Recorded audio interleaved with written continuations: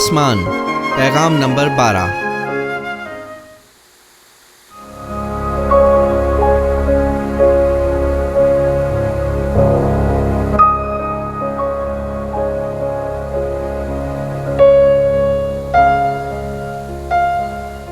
مکاشفہ 22 باب پہلی اور دوسری آیت۔ پھر اس نے مجھے بلور کی طرح چمکتا ہوا آب حیات کا ایک دریا دکھایا جو خدا اور برے کے تخت سے نکل کر اس شہر کی سڑک کے بیچ میں بہتا تھا، اور دریا کے وار پار زندگی کا درخت تھا۔ اس میں 12 قسم کے پھل آتے تھے اور ہر مہینے میں پھلتا تھا، اور اس درخت کے پتوں سے قوموں کو شفا ہوتی تھی۔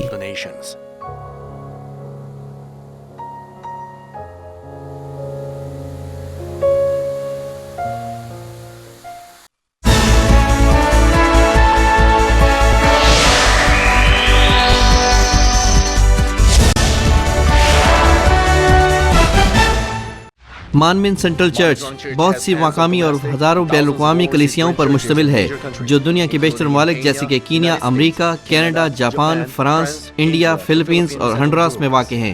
ریورنڈ ڈاکٹر جے روکلی نے پوری دنیا کے ممالک میں کروسیڈز کیے ہیں، جن میں Uganda, Kenya, Japan, Pakistan, Philippines, Honduras, India, روس، جرمنی، پیرو، کانگو اور نیو یارک امریکہ شامل ہیں۔ حالیہ کروسیڈ جو کہ Madison Square Garden New York میں ہوا، جسے 200 سے زائد ممالک میں سیٹلائٹ کے ذریعے سے براہ راست نشر کیا گیا، ان کی روحانی شفائیہ عبادات کو دنیا بھر میں مختلف نشریاتی ذرائع سے، جن میں سیٹلائٹ ٹی وی، ریڈیو اور انٹرنیٹ سے نشر کیا گیا۔ سن 2000 میں یوگینڈا میں منعقدہ انجیل مقدس کروسیڈ کو CNN پر دکھایا گیا، اور ان کامیاب کروسیڈز کی بنیاد پر انہیں بیداری کا عالمگیر رہنما کہا گیا۔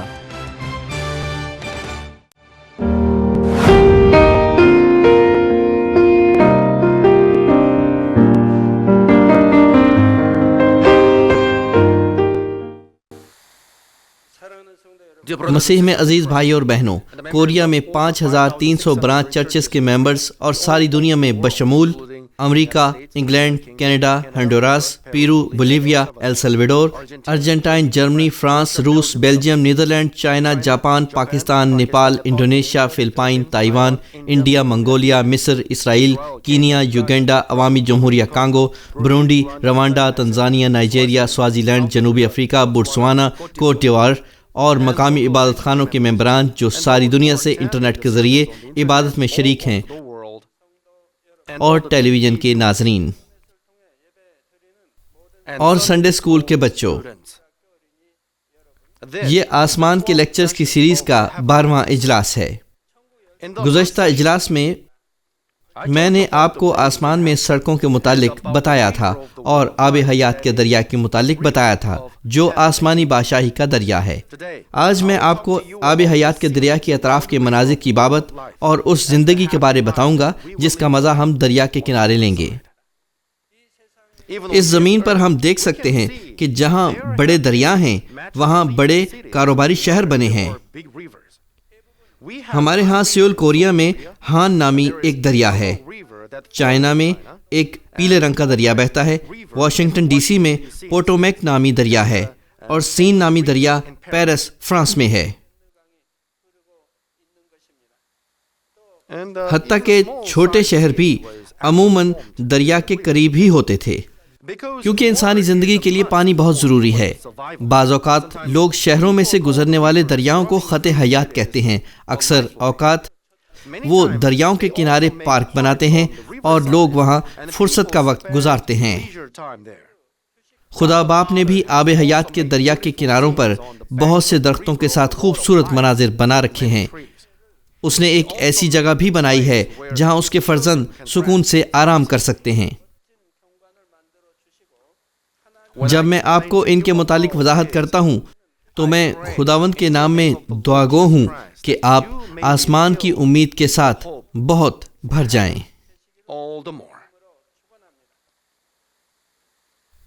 مسیح میں عزیز بھائی اور بہنوں، مکاشفہ 22 باب 2 آیت سے آج کی تلاوت کا پہلا حصہ ہمیں بتاتا ہے کہ آب حیات کا دریا گلیوں کے درمیان میں بہتا ہے۔ اس سے ہم سمجھ سکتے ہیں کہ آب حیات کے دونوں کناروں پر سڑکیں ہیں۔ آپ پہلے سے جانتے ہیں کہ ہر چیز جو خدا باپ نے بنائی ہے اپنی نوعیت میں کوئی معنی رکھتی ہے۔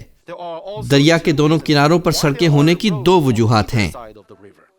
پہلی وجہ آسمان کی بادشاہی کی ہر جگہ سے ہر کسی کے لیے وہ جگہ تلاش کرنے میں آسانی پیدا کرنا ہے جہاں خدا کا تخت واقع ہے، کیونکہ آب حیات کا دریا خدا کے تخت سے بہتا ہے اور آسمان کی بادشاہی کی تمام جگہوں سے ہو کر گزرتا ہے۔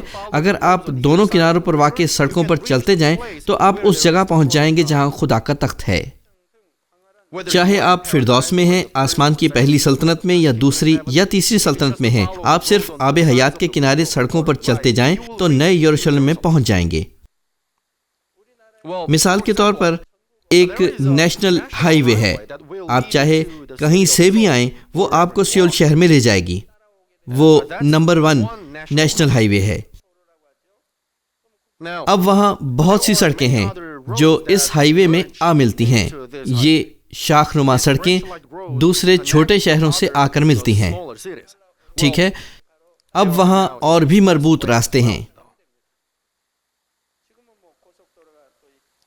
آب حیات کے کناروں پر سڑکیں واقع ہونے کی دوسری وجہ ہمیں یہ بتانا ہے کہ ہم آب حیات کے پیچھے چلتے چلتے خدا کے تخت تک پہنچ سکتے ہیں۔ ہم خدا کے کلام پر چل کر آسمان کی بادشاہی تک پہنچ سکتے ہیں، جو کلام ہماری زندگی میں آب حیات ہے، اور خوبصورت ترین جگہ نئے یروشلم میں بھی پہنچ سکتے ہیں۔ ٹھیک، جب ہم آسمان پر جائیں تو بہترین رہائش گاہوں تک جانے کے لیے کچھ پھاٹکوں میں سے گزریں گے۔ اب آپ کے خیال میں وہاں کتنے پھاٹک ہیں؟ اگر آپ کو نئے یروشلم جانا ہے تو آپ کو کتنے ضمنی پھاٹکوں کی ضرورت ہے؟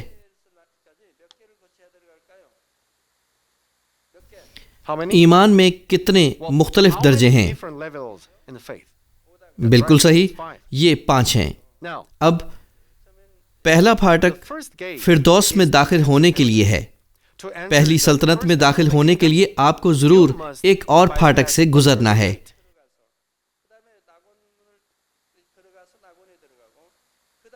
اس طرح آسمان کی ہر بادشاہی میں داخل ہونے کے لیے آپ کو ضرور ان کے اپنے اپنے پھاٹکوں سے گزرنا ہے۔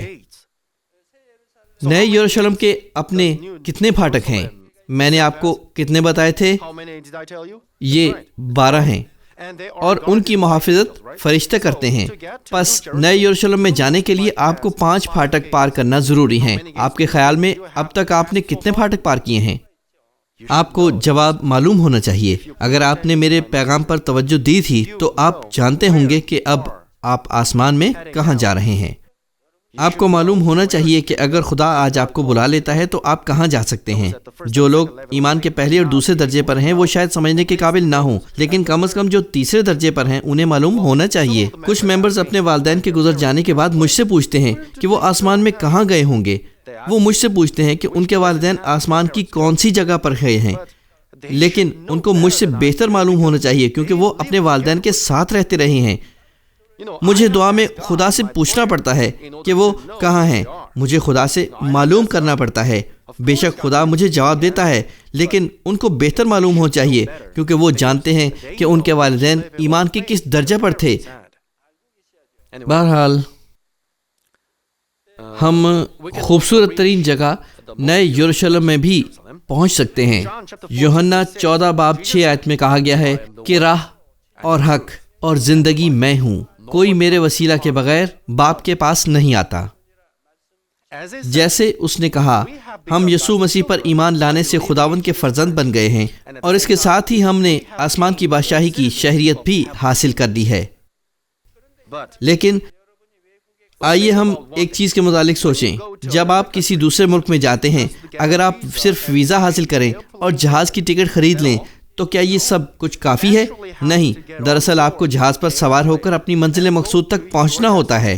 اسی طرح اگر ہم اپنے گناہوں کی معافی پا چکے اور یسوع مسیح پر ایمان لانے سے خدا کے فرزند ہونے کا حق حاصل کر چکے ہیں تو یہی سب کچھ نہیں ہے۔ دراصل جب تک اس زمین پر ہماری زندگی کا اختتام نہیں ہوتا، ہمیں خداوند یسوع کے کلام پر چلنا ہے، جو آسمان کی بادشاہی کے لیے راہ، حق اور زندگی ہے۔ ہماری آسمانی رہائش گاہ کا فیصلہ اس کے مطابق ہوگا کہ ہم اس زمین پر خدا کے سچے کلام کے مطابق کس قدر کاملیت سے چلتے تھے۔ جیسے اس دنیا میں ٹریفک کے اشارے کرتے ہیں، حالانکہ اب ہمارے پاس کار میں GPS سسٹم بھی ہے۔ خدا کا کلام جو سچائی ہے، اس میں ہمارے لیے ان اشاروں کو پہچاننا بہت واضح اور آسان ہے جو نئے یروشلم کی سیدھی راہ پر ہماری رہنمائی کر رہے ہیں۔ وہ ایسے الفاظ ہیں جو ہمیں یہ بتاتے ہیں کہ یہ کرو، یہ نہ کرو، اس پر چلو یا کچھ چیزوں سے چھٹکارا پاؤ۔ جو لوگ ان الفاظ پر پوری طرح ایمان رکھتے اور ان کی فرما برداری کرتے ہیں، مختصر وقت میں وہ نئے یروشلم آسمان کی بہترین رہائش گاہ میں جانے کے لیے عہد کے قابل ہوں گے۔ لیکن کچھ لوگ ہمیں کسی چیز سے منع کرنے والے یا کچھ چیزوں کو چھوڑنے کا کہنے والے اشاروں کو نظر انداز کر دیتے ہیں اور ان کو حادثہ پیش آ جاتا ہے یا وہ کھو جاتے ہیں۔ اگر وہ ان الفاظ کو سمجھ بھی لیں یا انہیں کہتے ہیں کہ کرو یا اس پر چلو، تو وہ صرف ہائی وے کو پکڑتے ہوئے سیدھے آسمان کی بادشاہی کو جا سکتے ہیں، لیکن وہ ان پر نہیں چلتے بلکہ نیچے چھوٹے راستوں یا اطراف کی گلیوں میں چلتے ہیں اور اس طرح بہت زیادہ وقت ضائع کر دیتے ہیں۔ لیکن جو لوگ صرف خدا کے سچے کلام پر چلتے ہیں، وہ بہت جلد بہترین آسمانی رہائش گاہ نئے یروشلم میں جا سکتے ہیں۔ مجھے امید ہے کہ آپ مضبوطی سے اس حقیقت پر یقین رکھیں گے، پس آپ ان تمام آزمائشوں کو بھگا دیں گے جو آپ کو دوسری راہوں پر لے جاتی ہیں، اور آپ خدا کے کلام پر قائم رہتے ہوئے صرف آگے بڑھتے جائیں گے۔ خدا ہمارے لیے اس قسم کے معنی کو ظاہر کرنے کے لیے آب حیات کے دونوں اطراف میں سڑکیں بناتا ہے۔ اس نے اس کو اس طرح تشکیل دیا ہے کہ اگر ہم صرف آب حیات کے دریا پر ہی چل پڑیں تو نئے یروشلم تک پہنچ سکتے ہیں، جو خدا کے تخت کا گھر ہے، کیونکہ یہ دریا اس کے چاروں اطراف میں بہتا ہے۔ بھائی اور بہنوں، آب حیات کا دریا اور اس کے کناروں والی سڑکیں براہ راست ایک دوسرے سے کہیں نہیں ملتے، بلکہ ان کے درمیان ریت کی ایک پٹی ہے۔ یہاں ریت اس زمین کی طرح پتھر کے ذروں کی بنی ہوئی نہیں ہے، بلکہ وہ سونے اور چاندی کے ذرے ہیں۔ جیسے میں نے پہلے آپ کو بتایا، آسمان میں مٹی نہیں ہوتی، اور سونے اور چاندی کے بہت چھوٹے گیند نما ذرے آسمان کی زمین کو بناتے ہیں، اور آب حیات کی اطراف پر سونے اور چاندی کی پٹیاں ہیں۔ اس زمین پر بھی زیادہ عمدہ ریت بہت نرم محسوس ہوتی ہے، اور جب آپ اس پر بیٹھتے ہیں یہ آپ کو بڑا آرام دہ احساس دیتی ہے، اور جب آپ آب حیات کے کنارے والی سونے اور چاندی کی ریت پر بیٹھتے ہیں تو وہ آپ کو اس دنیا کی کسی بھی ریت سے زیادہ نرم اور آرام دہ احساس دیتی ہے۔ اچھا، ساری ریتیں فرق ہیں۔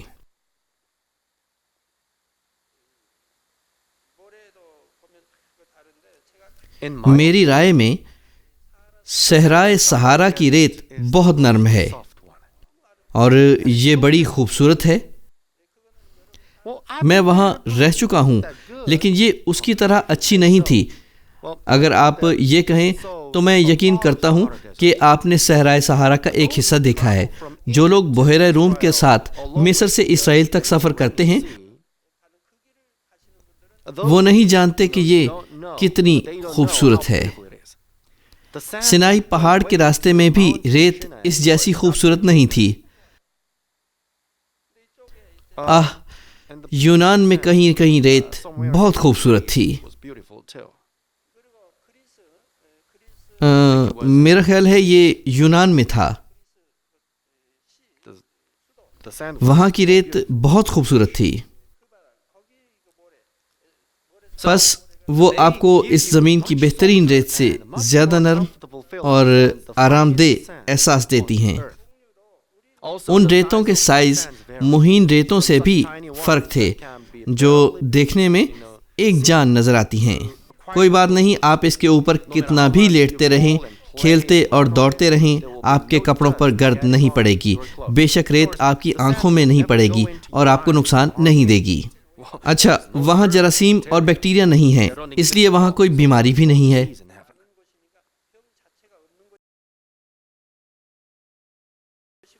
آج کے حوالے مکاشفہ 22 باب 2 آیت کا دوسرا حصہ کہتا ہے، اور دریا کے وار پار زندگی کا درخت تھا، اس میں 12 قسم کے پھل آتے تھے اور ہر مہینے پھلتا تھا، اور اس درخت کے پتوں سے قوموں کو شفا ہوتی تھی۔ جیسے کہ کہا گیا، دریا کے دونوں اطراف میں درخت ہیں، ان درختوں کے پھل بہت بڑے ہیں اور ان میں 12 قسم کے پھل آتے ہیں۔ یہ نہیں کہ ایک وقت میں ایک درخت 12 قسم کے پھل لائے گا، بلکہ وہاں زندگی کے درخت مختلف 12 قسموں کے ہیں۔ یہ کہتی ہے کہ زندگی کے درخت 12 قسم کے پھل لائیں گے، اس کے پھل کی پیداوار ہر مہینے ہوتی ہے۔ اس کا کیا مطلب ہے؟ اس زمین پر مختلف موسموں میں مختلف پھل پیدا ہوتے ہیں، اور کیا آسمان میں بھی اس کا مطلب یہ ہے کہ زندگی کے مختلف 12 قسم کے درخت ہر مہینے کے لحاظ سے مختلف پھل پیدا کریں گے؟ نہیں، اس کا یہ مطلب نہیں ہے۔ اس کا مطلب صرف یہ ہے کہ وہ پھل کبھی غائب نہیں ہوں اور ہمیشہ درختوں پر لٹکتے رہیں گے۔ یہ ہمارے سمجھنے کو آسان بنانے کے لیے صرف ایک تاثر ہے۔ ہم کہتے ہیں ہم ہر موسم میں ذائقہ دار پھل حاصل کرتے ہیں، مثال کے طور پر بہار میں اسٹرابیری، گرمیوں میں تربوز اور خربوزہ، اور خزاں میں سیب اور ناشپاتی۔ یہ کہنے سے ہمارا مطلب ہے وہاں ہر موسم میں خوبصورت پھل ہوتے ہیں، اگرچہ پھلوں کی اقسام مختلف ہوتی ہیں۔ اس زمین پر پودے اپنے موسموں میں پھل دیتے ہیں لیکن جلد ہی مرجھا جاتے ہیں، مگر آسمان میں پودوں کے ساتھ ایسا نہیں ہے۔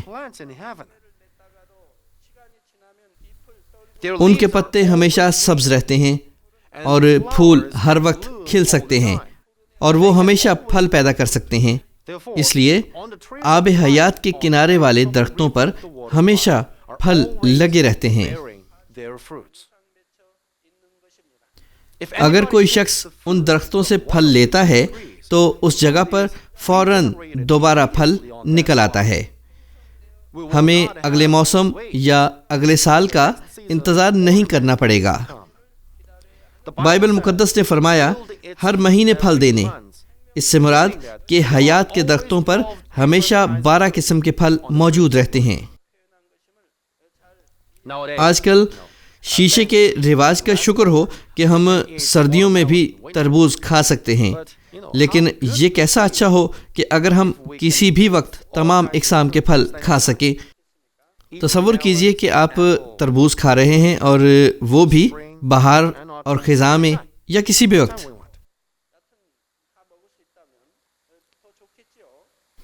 آسمان میں ایسے درخت ہیں جو ہر رہائشی علاقہ میں پھل پیدا کرتے ہیں، اور کیونکہ وہ پھل جو حیات کے درخت پر لگتے ہیں ان کو ہم زندگی کا پھل کہتے ہیں۔ زندگی کے مختلف قسم کے 12 پھل روشنی، سائز، شکل اور ذائقہ سب کچھ مختلف رکھتے ہیں۔ اس کا تعارف آپ کو پیدائش پر لیکچرز کی سیریز میں سے ایک لیکچر میں کرایا گیا تھا۔ یہ حیات کے درخت کا پھل تھا جو باغ عدن کے بیچ میں لگایا گیا تھا، جہاں پہلا آدمی آدم اور حوا رہتے تھے۔ پیدائش 2 باب 9 آیت کہتی ہے، اور خداوند خدا نے ہر درخت کو جو دیکھنے میں خوشنما اور کھانے کے لیے اچھا تھا زمین سے اگایا، اور باغ عدن کے بیچ میں حیات کا درخت اور نیک و بد کی پہچان کا درخت بھی لگایا۔ حیات کا درخت اور نیک و بد کی پہچان کا درخت پتوں کی بہت تعداد رکھتے تھے۔ ان پھلوں کا سائز ایسا بڑا تھا جیسے اس زمین کا تربوز ہے، تو پھر اس کا سائز تقریباً شاید بہت بڑا ہو۔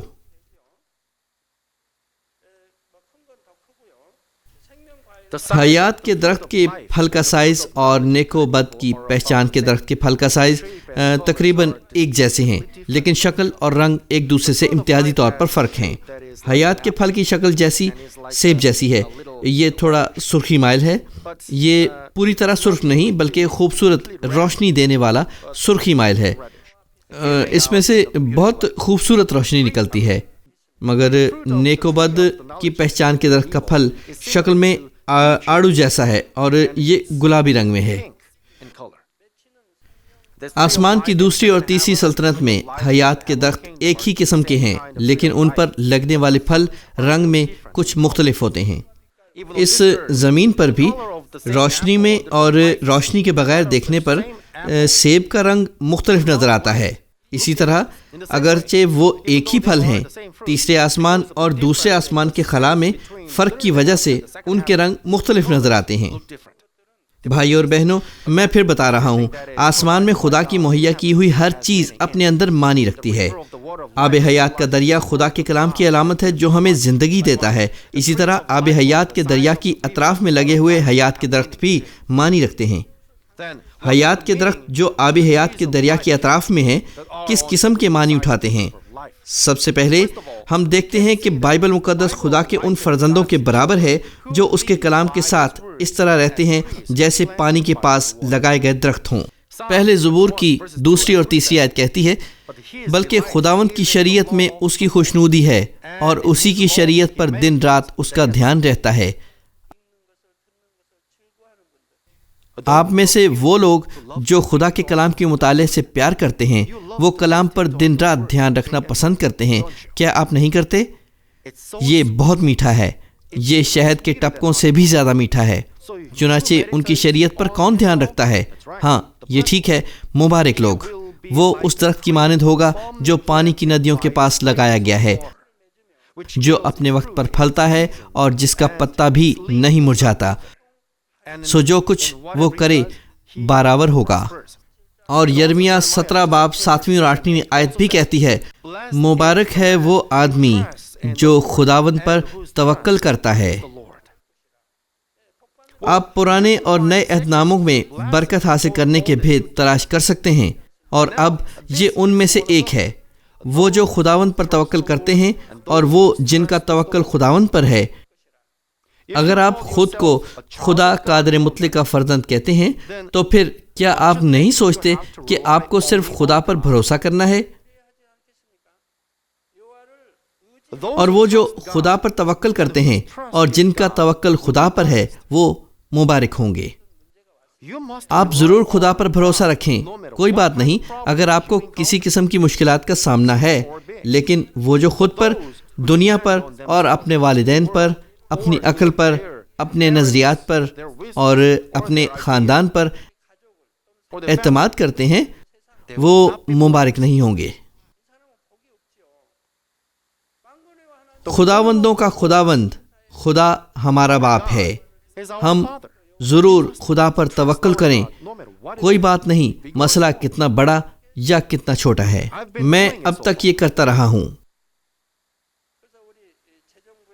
میں جنرل ایڈمنسٹریشن آفس کی طرح بولنا پسند کرتا تھا۔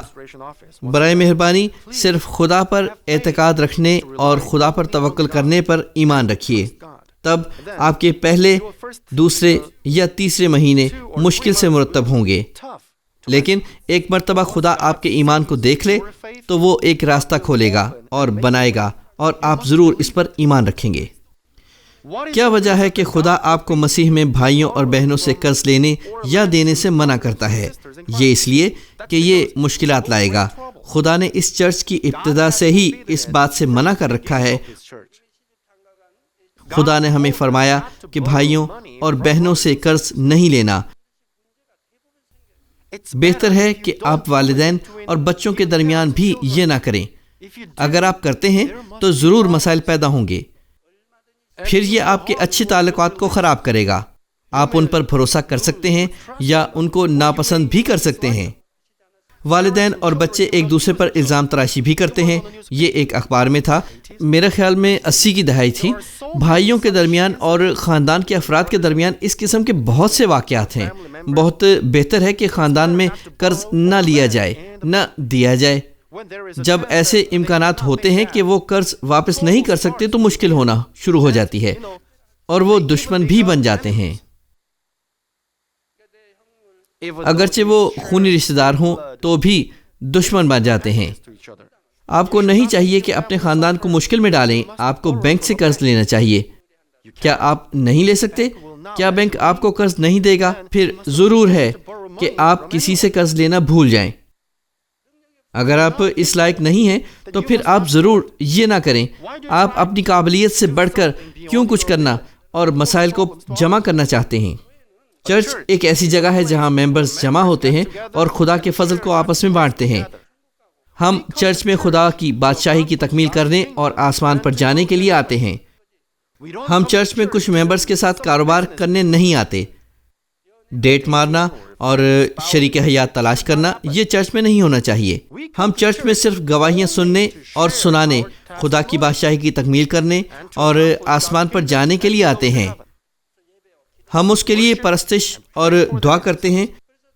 میں سال میں کئی بار آپ سے کہتا ہوں، لیکن پھر بھی کچھ لوگ ہیں جو صرف یہی کرنے پر تلے ہوئے ہیں. کچھ لوگ ایسے ہیں. اب یرمیہ 17 باب 8 آیت کہتی ہے، کیونکہ وہ اس درخت کی مانند ہوگا جو پانی کے پاس لگایا جائے اور اپنی جڑ دریا کی طرف پھیلائے، اور جب گرمی آئے تو اسے کچھ خطرہ نہ ہو، بلکہ اس کے پتے ہرے رہیں، اور خشک سالی کا اسے کچھ خوف نہ ہو، اور پھل لانے سے باز نہ رہے. اسی طرح آب حیات کی اطراف میں حیات کے درخت خدا کے فرزندوں کی علامت ہیں، جو آب حیات یعنی خدا کا کلام لینے سے خدا کی بادشاہی میں پہنچ جاتے ہیں. تو پھر یہ کیوں کہتی ہے کہ ان درختوں پر 12 قسم کے پھل آتے ہیں؟ اس کے 2 معنی ہیں، اور 12 نمبر کا پہلا مطلب ہے ساری قومیں. ہم بائبل مقدس میں دیکھ سکتے ہیں کہ اسرائیل کے 12 بیٹوں کے ذریعے اسرائیل کے 12 قبیلے وجود میں آئے، اور اس کے وسیلہ سے تمام قوموں میں خدا کی بادشاہی قائم ہوئی. خداوند کے 12 شاگردوں کے وسیلہ بھی ساری قوموں میں انجیل کی منادی ہوئی، اور تمام قوموں سے لوگوں نے نجات پائی اور آسمان کی بادشاہی میں جاتے ہیں. خدا نے آب حیات کے دریا کے پاس حیات کے مختلف 12 قسم کے درخت یہ مقصد ظاہر کرنے کے لیے لگائے کہ اگر لوگ صرف یسوع مسیح پر ایمان لائیں اور خدا کے کلام کو روحانی خوراک کے طور پر لیں تو کسی بھی قوم سے کوئی بھی شخص آسمان کا شہری بن سکتا ہے. 12 نمبر کا دوسرا مطلب یہ ہے کہ یہ نور کا نمبر ہے. یہ ہمیں بتاتا ہے کہ جو لوگ خدا کے کلام کے ساتھ رہے، جو نور ہے، خدا ان کو ہمیشہ کی زندگی عطا کرتا ہے. درخت جو پانی کے پاس لگائے گئے وہ پانی کھینچنے کے لیے اپنی جڑوں کو دریا کی طرف کریں گے اور اپنی زندگی کو قائم رکھیں گے. اسی طرح نور کے فرزند جو خدا کے کلام کے ساتھ رہتے ہیں خدا سے ہمیشہ کی زندگی پائیں گے. چنانچہ حیات کے درختوں کے اوپر کئی شکلوں اور رنگوں کے مختلف 12 قسم کے پھل حیات کے پھلوں، روح القدس کے پھلوں اور راست بازی کے پھل کی علامت پیش کرتے ہیں، جو اس وقت پیدا ہوتے ہیں جب ایماندار نور یعنی خدا کے کلام میں رہتے ہیں. اب یہ کہنے کے روحانی معنی کیا ہیں؟ اور درخت کے پتوں سے قوموں کو شفا ہوتی تھی. ایک درخت کے پھل لانے کے لیے پہلے اس کو نشوونما پانی ہوتی ہے. اس کی شاخوں کو بڑھنا چاہیے اور انہیں پتے پیدا کرنے چاہیے اور ان کو پھولوں سے بھی بھرنا چاہیے. جب تک درخت پختہ نہیں ہو جاتا اسے اپنی جڑوں کے ذریعے غذا اور پانی چوسنا چاہیے، لیکن درخت کے پھل لانے کے لیے ضروری ہے کہ یہ پتے بھی لائے. یہ درخت کے اجزاء کے مشترکہ طور پر پھل کی صورت اختیار کرنے کے نتیجے کی وجہ سے ہوتا ہے. اگر آپ فطرت کے اس اصول کو سمجھتے ہیں تو آپ زیادہ آسانی سے سمجھ سکتے ہیں کہ یہ کہنے سے کیا معنی ہے. اور درخت کے پتوں سے قوموں کو شفا ہوتی تھی. شفا سے مراد بہت مہلک بیماری سے بچا کر بحال کرنا ہے. دراصل تمام اقوام سے تمام لوگ جزوی طور پر جسمانی زندگی رکھتے تھے، لیکن حقیقت میں وہ مردوں جیسے تھے کیونکہ ان کو گناہ کے سبب سے ہلاکت میں جانا تھا. لیکن اگر وہ یسوع مسیح پر ایمان لے آتے ہیں تو گناہ کی مزدوری کے طور پر آنے والی لعنت مر جاتی اور ٹوٹ جاتی ہے اور وہ ہمیشہ کی زندگی حاصل کر سکتے ہیں. درخت اپنی جڑوں کے ذریعے پانی چوستا ہے اور پتوں کے ساتھ غذائیں بنانے کے لیے چوٹی کے اوپر سورج سے دھوپ حاصل کرتا ہے. اسی طرح درخت اپنی زندگی کو قائم کر رکھتا ہے اور پھل لاتا ہے. اسی طرح تمام اقوام میں سے ایماندار ہمیشہ کی زندگی پائیں گے اور ان کا ایمان بڑھے گا اور وہ خدا کے کلام کے وسیلہ جو روحانی پانی اور دھوپ کی مانند ہے اس سے روحانی پھل پیدا کریں گے. اور اس درخت کے پتوں سے قوموں کو شفا ہوتی تھی. اس سے مراد ہے حیات کے درخت کے یہ پتے گہرے سبز رنگ کے ہیں، ان کے اوپر ایک چمکدار پرت ہوتی ہے اور یہ اس زمین کے پتوں سے زیادہ لمبے اور چوڑے ہیں۔ وہ وقت گزرنے پر بھی نہیں مرجھاتے، وہ ہمیشہ سبز روشنیاں نکالتے ہیں اور وہ درخت کی شاخوں پر مستقل طور پر لگائے گئے ہیں۔ حیات کے درخت یہ پتے اور حیات کا پھل بھی رکھتے ہیں۔ جب آپ ان درختوں کو آب حیات کے آس پاس دیکھیں گے تو یہ کیسا خوبصورت ہوگا۔ مسیح میں عزیز بھائی اور بہنوں، ایک مرتبہ خدا نے مجھے رویا میں آب حیات کے دریا کا منظر دکھایا تھا۔ دریا کے آر پار سونے، چاندی اور بہت سے قیمتی جواہرات سے سجائے بینچ تھے اور خدا کے فرزند ان پر بیٹھے ہوئے تھے اور خوشگوار گفتگو کر رہے تھے۔ میں سوچتا ہوں خدا نے مجھے نئے یروشلم کا ایک منظر دکھایا تھا۔ خدا نے مجھے آسمان میں باتیں کرتے اور مسکراتے ہوئے لوگ دکھائے تھے۔ اور جب خدا کے فرزندوں کے دل میں حیات کے درخت کے پھلوں میں سے کچھ کھانے کی خواہش پیدا ہوئی تو خدمتگار فرشتوں نے فوراً اپنے مالک کے دل کی آرزو کو سمجھ لیا اور پھولوں کی ایک چنگیر میں حیات کے پھل لے آئے۔ فرشتوں کی خدمت گزاری آدمیوں کی خدمت گزاری سے بالکل مختلف ہے۔ وہ بہت خوبصورت ہیں۔ میں نے پرانی فلموں میں لوگوں کو خدمت یا کچھ کرتے ہوئے دیکھا ہے، لیکن فرشتوں کی خدمت گزاری کیسی خوبصورت ہے۔ میں چاہتا ہوں کہ اس طریقہ کار کی نقل کروں جس طرح وہ خدا کے فرزندوں کی خدمت کرتے ہیں، لیکن اگر میں کرتا ہوں تو کچھ لوگ پھر بدگوئی اور الزام تراشی کریں گے۔ بے شک آسمان کی بادشاہی میں ہر کوئی شخصی طور پر خدمت گزار فرشتے نہیں لے سکتا، لیکن یہ ایک منظر تھا جو خدا نے مجھے دکھایا۔ ذرا تصور کیجئے، آپ آب حیات کے دریا کے پاس اپنے عزیزوں کے ساتھ بینچ پر بیٹھیں گے، آب حیات کے دریا کو شاندار روشنیاں بکھیرتے ہوئے دیکھیں گے یا حیات کے درختوں کے ساتھ سیر کریں گے اور ہر اس چیز کے متعلق بات کریں گے جس کے لیے اس زمین پر آپ کے پاس وقت نہیں تھا۔ کیا آپ صرف یہ سن کر ہی خوش نہیں ہو گئے؟ نئے یروشلم میں جب آپ اپنے دل میں سوچتے ہیں میں وہ پھل کھانا چاہتا ہوں، تو اس وقت وہ فرشتہ آپ کے ذہن کو پڑھ لے گا، وہ پھل اٹھائے گا اور ایک خوبصورت چنگیر میں رکھ کر آپ کو پیش کرے گا۔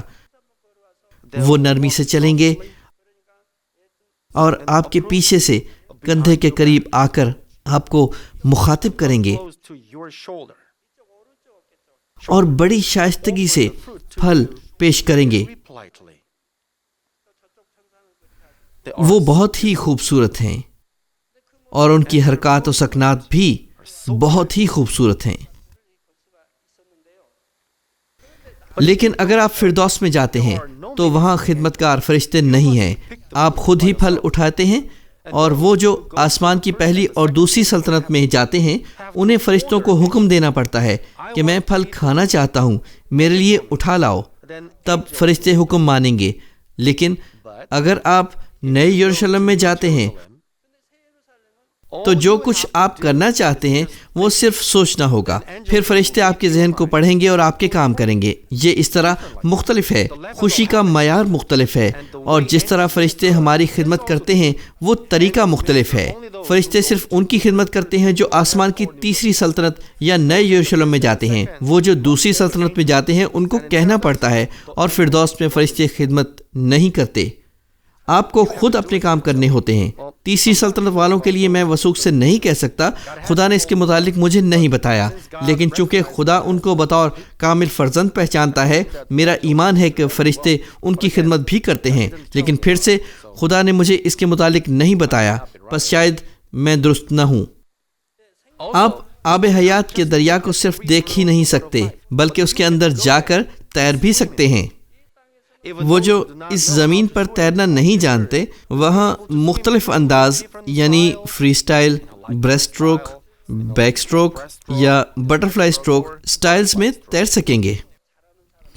کچھ لوگ ہیں جو اچھے تیراک ہیں کیونکہ انہوں نے یہ سیکھا ہے، لیکن وہاں وہ بھی اچھے تیراک ہوں گے جنہوں نے تیرنا نہیں سیکھا۔ میں نے تیرنا نہیں سیکھا، نہ میرے سیکرٹری ڈیکن ایڈورڈ لی نے سیکھا. وہ میرے سیکرٹری ہیں، لیکن اس کا ایک عرفی نام آٹر ہے. کیا آپ آٹرز کو جانتے ہیں؟ وہ اچھے تیراک ہیں. وہ ان کی طرح بہت اچھا تیراک ہے.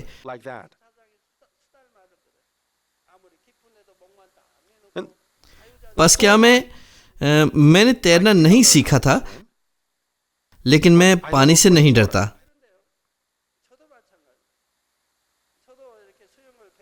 میں پانی میں یا سمندر میں کئی گھنٹوں تک یا شاید ایک دن تک ٹھہر سکتا ہوں. کچھ ممبرز ہیں جنہوں نے یہ دیکھا ہے.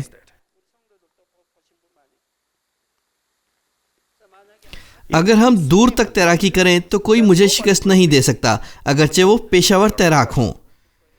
کیوں؟ اس لیے کہ وہ تھک جائیں گے. لیکن اگرچہ میں تیز نہیں تیر سکتا، میں زیادہ دیر تک تیر اور ٹھہر سکتا ہوں. کچھ ممبرز ہیں جنہوں نے یہ دیکھا ہے. میں پانی میں نہیں تھکتا.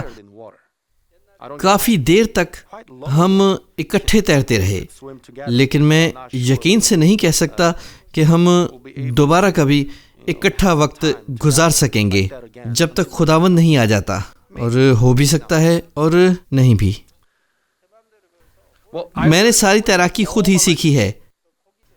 آپ جانتے ہیں، آپ ان جانوروں کو تیرتے ہوئے دیکھ کر سیکھ سکتے ہیں. ایک دن میں نے کسی کو اپنے کتے کو تربیت دیتے ہوئے دیکھا. اس نے اپنے کتے کو دریا یا ندی کے دوسرے کنارے پر رکھا اور اسے دریا پار کرنے کو کہا. تب تو کتے کو اپنے مالک کے پاس آنے کے لیے تیرنا ہی تھا. کتا اپنی پوری طاقت سے تیرنے لگا.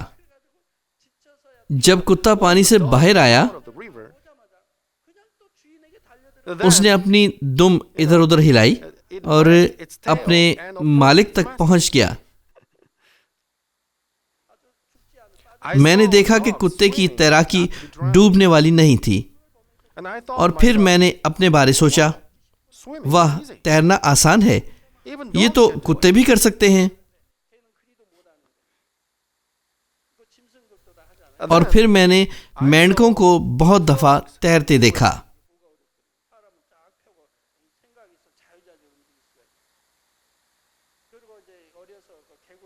جب میں چھوٹا تھا تو مینڈکوں کو تیرتے ہوئے دیکھتا تھا کہ وہ کیسے تیرتے ہیں اور وہ کیسے اپنی ٹانگوں کو پھیلاتے ہیں.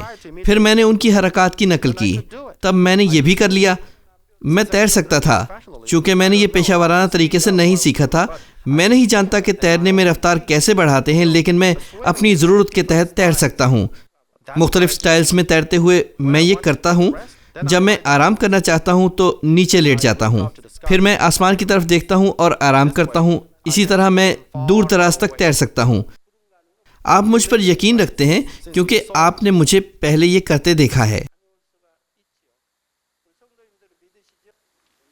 لیکن اگر آپ آسمان پر جائیں تو ہر کوئی تیر سکتا ہے، اور وہاں ہم تیرنا سیکھ جائیں گے کیونکہ تیراکی کی گیمز ہیں. چنانچہ شاید ہمیں گیمز جیتنے کے لیے یہ سیکھنا پڑے.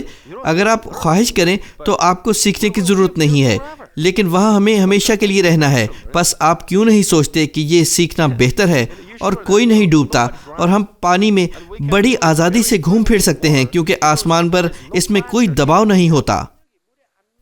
وہاں کوئی دباؤ نہیں ہوتا. اس زمین پر آپ پانی میں چھلانگ لگاتے ہوئے بات نہیں کر سکتے، لیکن حیات کے دریا میں گفتگو ممکن ہے. آپ چھلانگ لگاتے ہوئے لوگوں سے باتیں کر سکتے ہیں، اور جب آپ پانی میں آگے کو تیرنا چاہیں گے، آپ محسوس کریں گے کہ کوئی چیز آپ کو آگے دھکیل رہی ہے. آپ ایسا محسوس کریں گے.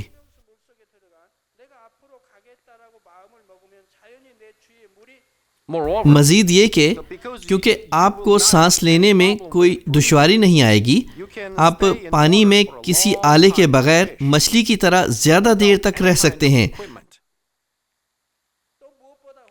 جب ہم تیرنے کے لیے پانی میں اترتے ہیں تو مچھلیاں ہمیں بڑے جوش سے خوش آمدید کہتی ہیں، اور وہ ہمارے پیچھے بھی آ سکتی ہیں. اس زمین پر تیرنے کے لیے ہمیں تیراکی کا لباس پہننا پڑتا ہے، اور تیراکی کے بعد ہمیں اپنے بال اور جسم دھونا پڑتا ہے اور دوبارہ نئے کپڑے پہننے پڑتے ہیں، بہت کام کرنے پڑتے ہیں۔ لیکن آسمان پر کپڑوں میں پانی نہیں بھرتا، پس تیراکی کے بعد پانی کپڑوں میں سے خود بخود خارج ہو جاتا ہے اور ہمیں کپڑے تبدیل نہیں کرنے پڑیں گے۔ چنانچہ جب آپ تیرنا چاہتے ہیں تو جو کپڑے آپ نے پہنے ہوتے ہیں انہیں میں تفریح کر سکتے ہیں، کیونکہ آپ کے کپڑے گیلے نہیں ہوں گے۔ کیا آپ سب اس آسمانی بادشاہی میں جانا چاہتے ہیں جو خوشی اور شادمانی سے بھری پڑی ہے؟ ہاں، آئیے ہم سب اکٹھے چلتے ہیں۔ کیسا اچھا ہوگا کہ اگرچہ یہاں آپ تیرنا نہیں جانتے تو بھی وہاں آپ سب تیر سکیں گے۔ میں امید کرتا ہوں کہ ہم سب نئے یروشلم میں جائیں گے جو آسمان کے تمام خوبصورت رہائشی مقامات میں زیادہ عظیم اور شاندار مقام ہے۔ اگلے اجلاس میں آپ کو آسمان کی بادشاہی کے جانوروں اور پودوں کے بارے بتاؤں گا۔ مسیح میں عزیز بھائی اور بہنوں، اس اجلاس میں میں نے آپ کو آب حیات کے دریا کے آس پاس کے مناظر اور اس زندگی کے بارے اور وہاں کی زندگی کے لطف و کیف کے بارے بتایا۔ میں نے دریا کے آس پاس لگائے گئے درختوں کے معنی کی وضاحت بھی کی۔ یہ ہمیں صرف آب حیات کے دریا کناروں کی سڑکوں پر چل کر آسانی سے نئے یروشلم میں پہنچانے کے لیے ہیں جو خدا کے تخت کا مسکن ہے۔ یہ ہمیں یہ حقیقت سمجھانے کے لیے بھی ہے کہ نئے یروشلم میں جانے کے لیے صرف خدا کے کلام پر چلنا اور اس کے ساتھ رہنا ہے جو ابدی حیات کا پانی ہے۔ مکاشفہ میں بہت سے پھاٹکوں کا ذکر ملتا ہے اور ہمیں نئے یروشلم میں آنے کے لیے ان پھاٹکوں میں داخل ہونا ہے، اور یہ کہتی ہے کہ ہمیں نئے یروشلم میں داخل ہونے کے لیے اپنے جامے دھونے اور صاف کرنے ہیں۔ دوسرے الفاظ میں ہمیں خود کو پاک کرنا ہے، پھر جامے صاف ہوں گے۔ ہم جس قدر خود کو پاک کریں گے اسی قدر پھاٹکوں کو پار کرتے جائیں گے جتنا ممکن ہوگا، اور نئے یروشلم مقدس شہر میں داخل ہو جائیں گے۔ ہمیں نئے یروشلم میں جانے کے لیے گرم جوشی سے اپنے جامے دھونے ہیں، اور مکاشفہ میں یہی لکھا ہے۔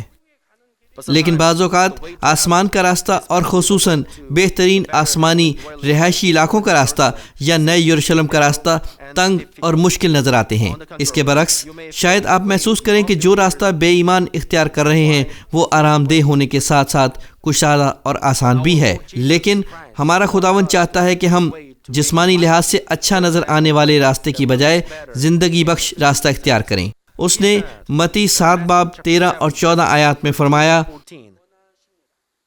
تنگ دروازے سے داخل ہو، کیونکہ وہ دروازہ چوڑا ہے اور وہ راستہ کشادہ ہے جو ہلاکت کو پہنچاتا ہے، اور اس میں داخل ہونے والے بہت ہیں۔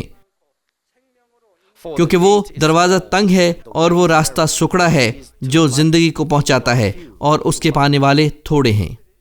اگرچہ یوں لگتا ہے کہ جو راستہ آپ اپنا رہے ہیں وہ تنگ اور مشکل ہے، تو برائے مہربانی یقین کیجئے کہ ہمارا خداوند اس سڑک کے آخر پر ہمارا انتظار کر رہا ہے۔ لیکن برائے مہربانی یقین کیجئے کہ اس راستے کے آخر پر نیا یروشلم ہے۔ اگر آپ کشادہ راستے سے گئے تو نجات نہیں پائیں گے، تنگ راستہ نجات کا ہے۔ اب چوڑے اور کشادہ راستے سے کیا مراد ہے؟ چوڑا دروازہ اور کشادہ راستہ دنیا کے دوست بننے کی علامت ہے۔ آپ وہ چیز دور نہیں پھینکتے جو خدا پھینکنے کو کہتا ہے، آپ وہ کام نہیں کرتے جو خدا کرنے کو کہتا ہے، آپ اس پر نہیں چلتے جس پر چلنے کو خدا کہتا ہے، آپ وہ نہیں کرتے جو کرنے کو خدا کہتا ہے۔ آپ دنیا سے پیار کرتے ہیں، دنیا کے دوست بن جاتے ہیں۔ اس کا مطلب کشادہ راستے سے جانا ہے، لیکن تنگ راستے سے گزرنا مختلف ہے۔ آپ وہ چیز دور پھینک دیں جو پھینکنے کو خدا کہتا ہے، آپ اس پر چلیں جس پر چلنے کو خدا کہتا ہے۔ آپ وہ نہ کریں جو کرنے سے خدا روکتا ہے، اور آپ وہ کریں جو کرنے کو خدا کہتا ہے۔ آپ ثابت قدمی کے ساتھ برداشت کیجیے، خود کو حلیم بنائیے اور اپنا فائدہ تلاش نہ کیجیے۔ دیکھنے میں لگتا ہے کہ آپ نقصان میں جا رہے ہیں، لیکن نہیں، یہ راستہ زندگی اور نجات کا ہے۔ یہ خداوند سے ملنے اور نئے یروشلم میں جانے کا راستہ ہے۔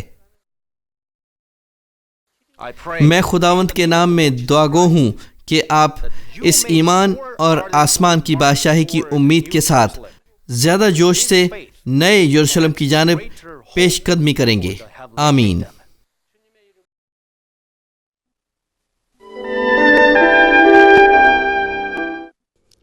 بیماروں کے لیے دعا۔ pray for all those who are sick. Place your hand on میں ان سب لوگوں کے لیے دعا کروں گا جو بیمار ہیں۔ this prayer. آپ اپنے بدن کے اس حصہ پر اپنا ہاتھ رکھ لیں جہاں پر بیماری ہے اور اس دعا سے استفادہ کیجیے۔ اگر آپ بیمار نہیں ہیں لیکن اپنی دلی مرادیں پانا چاہتے ہیں تو اپنا ہاتھ اپنے سینے پر رکھ لیجیے۔ خدا کا زندہ کلام وقت اور فاصلے کی قیود سے آزاد ہے اور آپ کے ایمان کے مطابق آپ کے لیے کام کرے گا۔ آپ جہاں کہیں بھی ہوں، اگر ایمان کے ساتھ اس دعا کو قبول کریں گے تو آپ خدا کی قدرت کے حیران کن کام دیکھیں گے۔ ہاللویا! قادر مطلق خدا، تو جو محبت ہے، اپنے بچوں پر اپنے ہاتھ کو رکھ اور تمام GCN دیکھنے والوں پر بھی جو ایمان سے اس دعا کو ٹی وی کے ذریعہ قبول کرتے ہیں۔ اپنا ہاتھ ان پر رکھ اور اپنے عجیب کام جو وقت اور فاصلے کی قیود سے آزاد ہیں ان تمام لوگوں کی زندگیوں میں دکھا جو دنیا کے کسی بھی کونے میں ہیں۔ ان کو ایسا ایمان عطا فرما جس کے وسیلہ سے ان کے تمام شکوک و شبہات ختم ہو جائیں، ان کی زندگی سے تمام دکھ اور مشکلات جاتی رہیں۔ روح القدس کی آگ سے جلا کر اور یسوع کے پاک خون کے وسیلہ سے دھو کر پاک کر دے۔ سر سے لے کر پاؤں تک سارے جسم میں خدا کی عظیم تخلیقی قوت آشکار ہو۔ میں خداوند یسوع مسیح کے نام سے دشمن ابلیس اور شیطان، تمام بیماریوں، جراثیموں اور کمزوریوں کو حکم دیتا ہوں کہ ان بدنوں سے الگ ہو جائیں۔ تمام چھوت کی بیماریاں جاتی رہیں۔ ہر وہ بیماری جو لا علاج ہے اور نئی دریافت شدہ بیماریاں روح القدس کی آگ سے جل کر بھسم ہو جائیں۔ آپ بیماری سے پاک ہو کر زور پائیں۔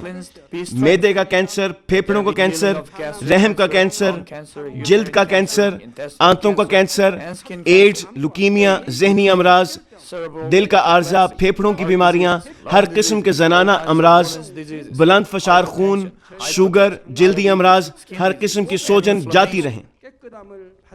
پولیو، فالج، جوڑوں کا درد اور کمر کا درد یسوع مسیح کے نام میں ختم ہو جائیں۔ ہر قسم کا سر درد اور حادثات کے نتیجے میں پیدا ہونے والی ہر جسمانی تکلیف یسوع کے نام میں جاتی رہے۔ بیماری کی وجہ سے تھکان، نزلہ، زکام اور گلر جیسی بیماریاں روح القدس کی آگ سے جل کر بھسم ہو جائیں۔ مرگی، ذہنی معذوری، ذہنی دباؤ اور تمام ذہنی بیماریاں یسوع مسیح کے نام سے جاتی رہیں۔ ہر قسم کی تاریکی ختم ہو جائے اور ان کے دلوں میں اطمینان اور شادمانی آ جائے۔ خدا باپ تخلیق کی عظیم ترین قوت کے وسیلہ سے یہ جسم جو کمزور ہو چکے ہیں دوبارہ سے زور پائیں، فالج کے جکڑے آزاد ہو جائیں اور لنگڑے چلنا اور چھلانگے لگانا شروع کریں۔ نظر کی کمزوری جاتی رہے، بہرے سننا شروع کر دیں، اندھے بینائی حاصل کریں اور گونگے لوگ بولنا شروع کر دیں۔ خدا باپ بانجھ خواتین کو اولاد کی برکت عطا فرما، ٹوٹی ہڈیوں کو جوڑ دے اور جسم کے تمام جلے ہوئے حصے مکمل طور پر شفا یاب ہو جائیں۔ نشہ کی لعنت میں گرفتار لوگوں کو روح القدس کی آگ کے وسیلہ سے پاک اور صاف کر دے۔ جسم کے تمام مردہ خلیے زندہ ہو جائیں، تمام تاریکی جاتی رہے اور ابلیس کی قوتیں نکل جائیں۔ میں یسوع مسیح کے نام سے حکم دیتا ہوں کہ دشمن ابلیس، شیطان اور ہوا کی عملداری کا حاکم اپنا قبضہ چھوڑ دیں اور ان کے تمام قاصد بھی یسوع مسیح کے قادر نام میں نکل جائیں۔ تاریکی کی ناپاک، دھوکہ دینے والی اور گمراہ کر دینے والی قوتیں یسوع کے نام میں دور ہو جائیں۔ بے ایمانی اور نا انصافی کی بدروہیں جاتی رہیں، تمام تاریکی جاتی رہے، تیرا نور چمکے۔ خدا باپ ان کی روحوں کو بھی ان کے جسم کے ساتھ مضبوط فرما، ان کو قوت دے کہ یہ تجھ کو پکار سکیں، ان کو قوت دے کہ یہ اپنے گناہوں کو ترک کر سکیں، ان کی جانیں اس دنیا میں راحت پائیں اور ان کی زندگیاں خوشحال ہوں۔ ان کی دعاؤں کو قبول فرما اور ان کی دلی مرادوں کو پورا فرما۔ ان کی زندگیاں ایمان، امید اور محبت میں ترقی کرتی چلی جائیں اور ان کے خاندان بھی تیری نجات کے پیغام کو سن کر قبول کریں اور نجات حاصل کریں۔ ان کے خاندانوں کو ہر قسم کے حادثات اور تباہیوں سے محفوظ رکھ اور ان کو برکت دے کہ وہ ایک خوشحال زندگی بسر کریں۔ اے خدا، اپنے فرزندوں کو گھروں اور کاروبار کی جگہ پر روح القدس کی آتشی باڑ میں محفوظ رکھنا، اور تیری آنکھیں جو آگ کے شعلہ کی مانند ہیں ان کو دیکھتی رہیں۔ ان کا باہر جانا اور اندر آنا مبارک ہو۔ انہیں برکت دے تاکہ یہ لوگوں کو قرض دیں لیکن کسی سے کبھی قرض نہ لیں۔ انہیں حکمت اور عقل دے اور ان پر فضل کر کہ وہ روح القدس سے معمور ہو جائیں۔ خداوند اپنے خادموں کو وہ کام کرنے کی توفیق اور فضل عطا فرما جو تو نے انہیں سونپا ہے۔ ہر چرچ میں ایک انقلاب برپا کر دے۔ اپنے بچوں کی رہنمائی کر تاکہ وہ تجھے جلال دیں جو بھی کام وہ کریں۔ اپنے عجائب کا ظہور فرما تاکہ وہ اپنے لبوں سے تیری گواہی دیں کہ وہ تجھ سے ملے ہیں اور تو ان کی دعاؤں کو قبول کرتا ہے۔ خدا باپ، میں تیرا شکریہ ادا کرتا ہوں اور صرف تجھے ہی سارا جلال دیتا ہوں۔ میں خداوند یسوع مسیح کے نام میں یہ دعا کرتا ہوں، آمین۔